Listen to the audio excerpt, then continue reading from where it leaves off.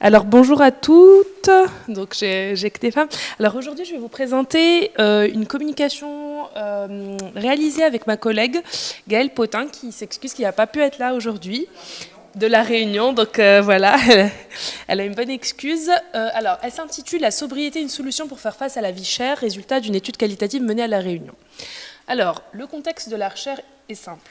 Je pense que tout le monde ici a pu remarquer que la vie est de plus en plus chère et cela est beaucoup plus prégnant dans certains territoires, notamment la Réunion qui est un territoire insulaire, isolé, avec différentes mesures menées par les pouvoirs publics afin justement de pouvoir contrebalancer la perte de pouvoir d'achat qui est ressentie par les Réunionnais et par les consommateurs dans l'absolu dans tous les pays, à la fois les dom-tom, mais aussi les différents pays où on a quand même des prix beaucoup plus chers que d'autres.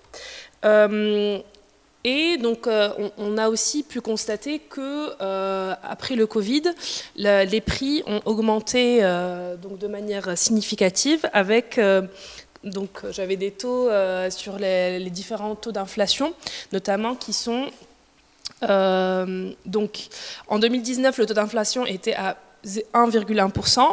En 2023, il est de 4,9%, ce qui est considérable. Et comme vous pourrez le voir, il s'agit d'un enjeu important pour les pouvoirs publics, avec différentes mesures mises en place, telles que la prime à la vie chère, etc. Alors, qu'en est-il de la littérature concernant la cherté de la vie? On a des réactions, plusieurs réactions adaptatives mises en place par les consommateurs afin de contrebalancer Pardon. Merci. Ah oui, merci. On va y arriver. Alors, donc, plusieurs courants de recherche, notamment la sensibilité au prix, l'image prix, le pouvoir d'achat perçu, le sentiment de privation financière et la préoccupation du maintien du pouvoir d'achat sont autant de courants de recherche qui ont permis de cerner quel est l'impact de l'inflation sur le coût de la vie, puis les pratiques adaptatives des consommateurs pour pouvoir faire face à ce phénomène. De manière plus récente, des chercheurs ont pu mettre en avant le terme journalistique de la cherté de la vie en le conceptualisant excusez-moi, comme une perception individuelle et socialement partagée d'une augmentation substantielle des prix des produits fréquemment achetés. Alors, concernant l'impact entre pouvoir d'achat, inflation et pouvoir d'achat, nous avons différentes recherches qui ont pu mettre en avant les pratiques développées par les consommateurs pour lutter contre la vie chère, notamment avec les travaux de Bertrand Dassé-Lapère, de Sharma-Elter et de Potin plus récemment. Qu'est-ce qu'il est ressorti? Il est ressorti qu'on a plusieurs pratiques, au rang desquelles le wise shopping, la déconsommation, la simplicité volontaire, qui sont adoptées par les individus dans un contexte de vie chère. Donc ce sont des pratiques adaptatives pour pouvoir notamment faire face à ce phénomène. Aussi, donc, les travaux de Potin et Hall ont pu mettre en avant que les individus, pour faire face à ce phénomène, ont pu vivre avec la vie chère grâce à des actions individuelles, donc telles que le wise shopping, la déconsommation, etc., mais aussi lutter contre la vie chère avec une mise en place d'un empowerment qui va être individuel, communautaire, collaboratif, mais aussi sociétal. Alors, mais qu'en est-il d'autres comportements de consommation? En fait, on n'a pas de recherche à ce jour, à notre connaissance, qui mettent en avant comment est-ce que la sobriété peut être amenée comme solution face à la vie chère? Et si on consommait de manière plus sobre? Alors, qu'est-ce que la sobriété? C'est une démarche volontaire visant à changer de vie, à réduire les consommations et à opérer des choix de consommation cohérents en se recentrant sur l'utilité, en questionnant le réel besoin. On a des recherches récentes qui ont pu mettre en avant que les travaux sur la sobriété avancent la sobriété, notamment comme solution face aux enjeux climatiques et écologiques, qui sont de plus en plus importants, notamment dans d'autres disciplines. Mais qu'en est-il dans le champ du marketing de la sobriété comme solution pour faire face aux enjeux économiques et sociétaux? Ça demeure quand même à être compris. Alors, La sobriété, tout d'abord, il faut avancer que c'est un concept complexe et ambivalent. Dans quel sens? Dans le sens où, en marketing, les travaux ont pu aborder le concept de sobriété selon le courant de la frugalité, de la simplicité volontaire et de l'anticonsommation. On peut aussi distinguer deux types de sobriété. La sobriété qui est voulue, il s'agit de la démarche volontaire visant à changer de vie, avec des individus engagés et se recentrant sur l'utilité en questionnant le réel besoin. Il s'agit aussi de la définition de l'ADEME. On a aussi une sobriété qui est contrainte, c'est-à-dire que certaines recherches, notamment les travaux de Gorge, ont pu mettre en avant que, limités par la contrainte budgétaire, les consommateurs sont obligés aussi de mettre en place un comportement sobre. D'où la problématique suivante, dans un contexte de vie chère, dans quelle mesure les stratégies adaptatives développées par les consommateurs relèvent-elles de la sobriété? Les questions de recherche auxquelles nous nous sommes intéressés: les comportements sobres relèvent-ils d'une sobriété voulue ou contrainte? Dans un contexte de vie chère, les consommateurs sont-ils prêts à payer plus cher une consommation plus saine, plus juste et responsable? Et est-ce qu'ils disposent de la capacité financière pour accéder à une consommation plus sobre? Rappelons les travaux de Guillard, notamment sur le concept de sobriété. L'idée, c'est vraiment, il faut pouvoir essayer de consommer de manière plus juste, plus équitable. Oui, mais ça suppose quoi? Ça suppose de payer plus cher. Or, nous sommes dans un contexte de vie chère, et donc les consommateurs n'ont pas nécessairement le budget pour le faire. Alors, la méthodologie de la recherche, nous avons mené une étude qualitative à l'île de la Réunion. Nous avons interrogé des consommateurs réunionnais qui perçoivent la vie comme étant chère, et je pense que notre recherche, elle peut s'appliquer aussi à la France métropolitaine, étant donné qu'avec le contexte actuel, on a pu notamment constater une augmentation significative des prix qu'on peut notamment voir et mesurer au quotidien. Alors, ce terrain d'étude, alors il est important de savoir qu'en 2010, il y avait 6%, les prix étaient 6% plus chers en moyenne entre la Réunion et l'Hexagone. Tandis qu'aujourd'hui, en 2022, c'est plus 9%, ce qui est relativement élevé. D'où la justification de ce choix de terrain d'étude. Alors, qu'est-ce que nous avons réalisé? Dans un premier temps, nous avons mené des entretiens semi-directifs avec 14 répondants. L'idée était d'avoir une richesse et une précision des données, la possibilité d'approfondir et d'expliciter certains points. Ensuite, nous avons, réalisé des focus group. L'idée était d'avoir un point de vue collectif avec 2 focus group menés, donc un total de 26 personnes. Et nous avons aussi parallèlement mené des collages. Donc avec cette méthode projective, nous avons réalisé 4 collages nous permettant d'observer de manière non intrusive et d'accéder à des jugements, des connaissances, des associations qui sont plus implicites et qui sont aussi, il y a quand même un biais de désirabilité sociale, étant donné que là on parle de consommation et il y a des éléments qui font que les consommateurs ont du mal à parler de choses dont ils se privent. Alors, parlons à présent de nos résultats. Tout d'abord, ce qui sort de nos collages, c'est que la notion de besoin est élargie chez les consommateurs. En d'autres termes, sous l'influence du paradigme social dominant et de la société de consommation, les consommateurs disent « mais en fait, tout est regroupé ». Là, on voit le verbatim, que ce soit des trucs alimentaires, voyages ou bien une télé, c'est un tout. C'est-à-dire que les consommateurs n'arrivent pas à dissocier ce qui leur est vraiment les besoins physiologiques utiles, enfin indispensables, on va dire, de ceux qui relèvent plus du loisir. Donc les frontières sont étroites entre les notions de désir, de souhait et de besoin, et on a les images de produits de première nécessité qui se mêlent au désir.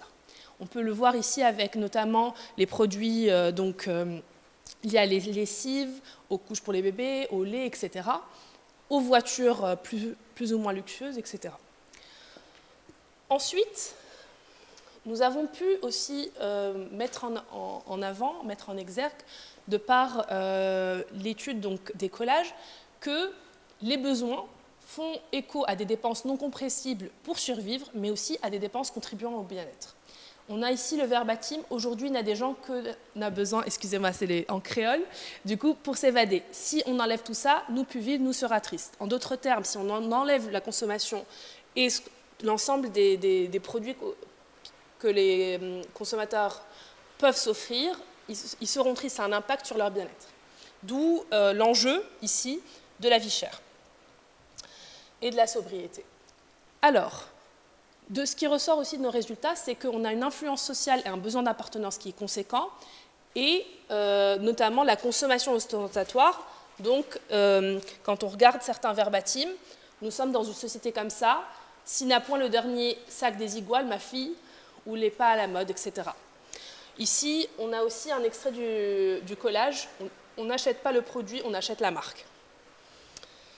On a aussi une peur d'être stigmatisé chez les consommateurs. En d'autres termes, si on s'éloigne du modèle de consommation dominant, on a peur d'être exclu du groupe. On doit ressembler à ce qu'on nous montre dans la télévision, une petite famille parfaite, papa conduit 4x4, maman à côté, les beaux enfants, la belle maison. Aujourd'hui, pour être quelqu'un, il faut avoir tout ça. Les gens qui restent en retrait de cette société de consommation sont perçus comme pas normaux. Donc là, on a des éléments qui se retrouvent déjà dans la littérature. Mais ce qui est intéressant, c'est de voir que la sobriété est avancée par les consommateurs pour lutter contre la vie chère. En d'autres termes, on a deux types de sobriété. On a la sobriété voulue et la sobriété contrainte. Alors, ce qui apparaît, c'est que la hiérarchisation des besoins et l'arbitrage budgétaire, elle met en exergue chez les consommateurs une connotation de privation et de sacrifice. Les consommateurs déclarent qu'en fait, ils sont obligés de sélectionner les produits dont ils ont le plus besoin et qu'ils limitent leur consommation. Ils prennent un pack de yaourt pour tout le mois et ils essayent de le manger pas tous les jours. On a aussi les recherches d'opportunités offertes par le marché avec le smart shopping, les circuits courts. Donc on essaie de diminuer les dépenses en essayant d'être malin pour acheter moins cher.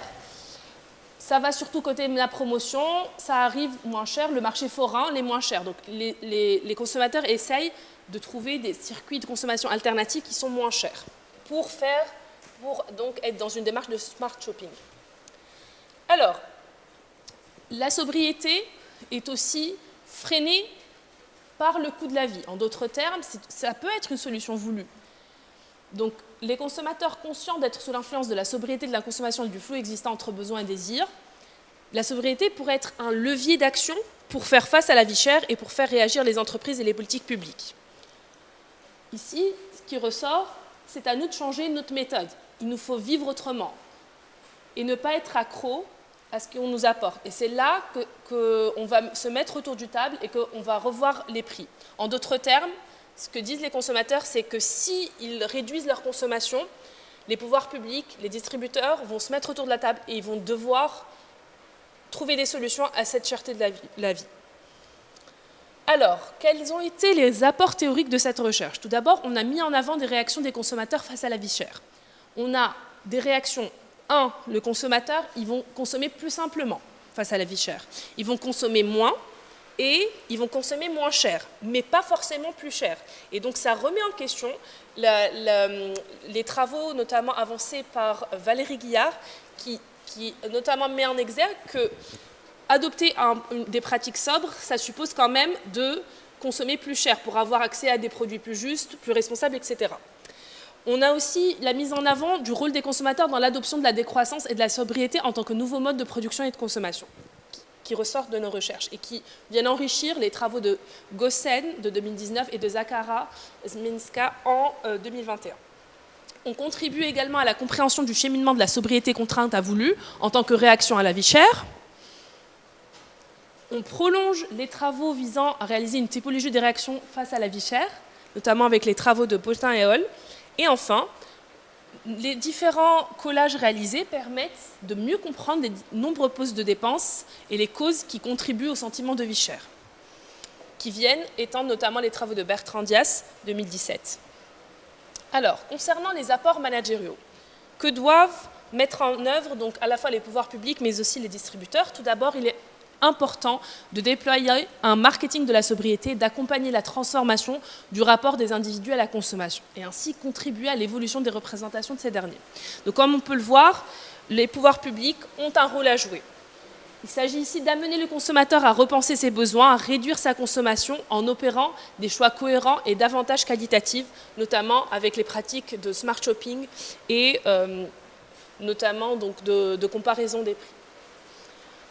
Enfin, ce que peuvent mettre en place les pouvoirs publics, c'est de communiquer autour des bénéfices liés à l'adoption d'une sobriété voulue, qui ne soit pas contrainte, pour amoindrir notamment la perception négative de cette sobriété contrainte par la pression budgétaire. Il s'agit vraiment, comme ce qui a été amené par les consommateurs, d'adopter la sobriété comme solution raisonnée.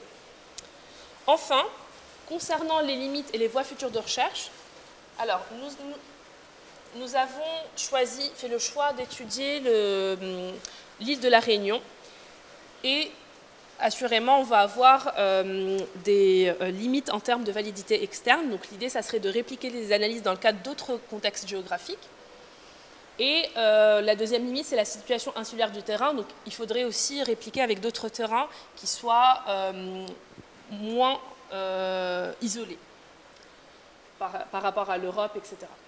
Nous nous sommes focalisés sur le point de vue des consommateurs. Il serait intéressant de compléter l'étude par des entretiens avec des managers de la distribution ou encore par des pouvoirs publics en charge de la fixation des prix. Merci pour votre attention. Je finis avec une petite photo de la Réunion. Ce n'est pas parce que la vie est chère qu'il ne faudrait pas y aller. Merci beaucoup. Oui. Moi, j'ai juste une petite question. Oui. Vous parlez des travaux de l'IRIGA, sur la sobriété. Oui. Laurent Bertrand-Deyard, qui est à Toulouse, a publié aussi sur la sobriété. Est-ce que vous avez tous la même définition de la sobriété? Alors, la définition de... Alors, Laurent Bertrand-Deyard, il a plus parlé du pouvoir d'achat. Oui. Valérie Guillard, c'est vraiment la référence en France sur la sobriété. Oui. Et alors, ce que dit Valérie Guillard, c'est une approche qui est vraiment volontaire de la part des consommateurs. Et en fait, ce qui ressort de notre terrain, c'est que, dans un premier temps, elle est perçue négativement parce qu'elle est contrainte. C'est pour ça que si vous avez la même définition. Et ensuite, du coup, les consommateurs l'avancent comme étant une solution plus positive et qui serait vraiment voulue. Donc, un cheminement d'une perception négative à une perception plus positive et voulue. Donc en fait, on n'est pas tout à fait dans la définition de Valérie Guillard. Nos travaux vont, en fait, on mobilise sa définition, mais voilà. C'était la réponse que j'avais envie de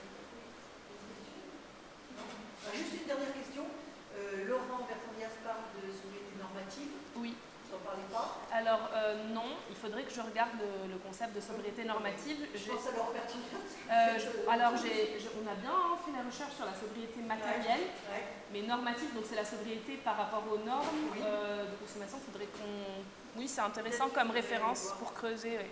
Dernière chose, je pense que votre échange, le fait que ce soit sur la Réunion, et on le voit bien avec les verbatims, qui sont des verbatims oui, en créole. Je pense que c'est pas du tout la même chose que ce qu'on aurait en métropole. Alors oui, justement, ça serait intéressant de comparer, d'enrichir l'échantillon, bien sûr, en termes de validité externe, c'est clair que ça serait intéressant. C'est la première étape. Tout à fait, oui. Merci. Je pense, juste pour revenir sur la définition de la